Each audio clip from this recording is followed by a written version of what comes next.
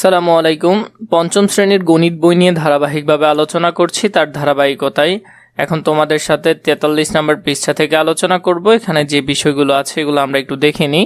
কয়েকটি দরিদ্র পরিবারকে দেওয়ার জন্য সুমির বাবা বাজার থেকে 15 লিটার তেল, 18 কেজি আটা, 24 কেজি চাল কিনলেন। সর্বাধিক কতটি পরিবারের মধ্যে সুমি পণ্যগুলো সমানভাবে ভাগ করে দিতে পারবে? এর আগে আমরা দুইটি সংখ্যার গুণনীয়ক বের করেছি। এই ক্ষেত্রে আমার মনে হয় পরিবারের সংখ্যা বের করার জন্য আমাদের তিনটি সংখ্যার গুণনীয়ক বের করতে হবে। আমারও তাই মনে হয়। প্রথমে তিনটি সংখ্যার গুণনীয়ক বের করে তারপর সাধারণ গুণনীয়ক বের করতে হবে। তাহলে আমাদের তিনটা সংখ্যা ছিল 15, 18, 24। এগুলো আমরা বের করব। 15 এর গুণনীয়ক বের করলে 1, 3, 5, 15। 18 এর গুণনীয়ক বের করলে 1, 2, 3, 6, 9, 18।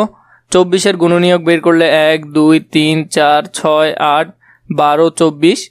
15 এর গুণনীয়ক 1, 3, 5, 15। 18 এর গুণনীয়ক হলো 1, 2, 3, 6, 9, 18। 24 এর গুণনীয়ক হলো এখানে দেওয়া আছে। 15, 18 ও 24 এর সাধারণ গুণনীয়ক হলো 1 এবং 3।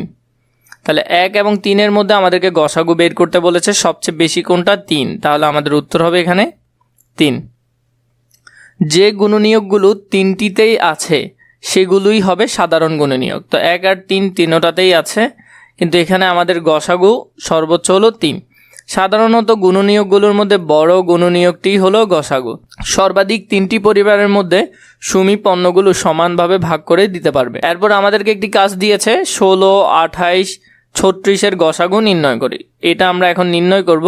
তাহলে এখানে দেখো 16, 28 এবং 36 এর গসাগু।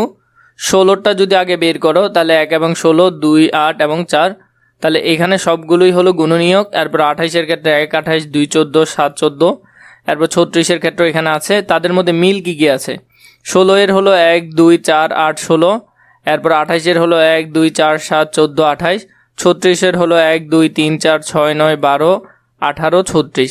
16, 28 ও 36 এর সাধারণ গুণনীয়ক হলো 1, 2, 4। এরপরে এটা হলো 16, 28 ও 36 এর সাধারণ গুণনীয়ক হলো 4। তো এইভাবে করে তাদের মধ্যে 1, 2, 4 এর মধ্যে সবচেয়ে বড়টা হলো 4। তাহলে তাদের গরিষ্ঠ সাধারণ গুণনীয়ক হবেও 4।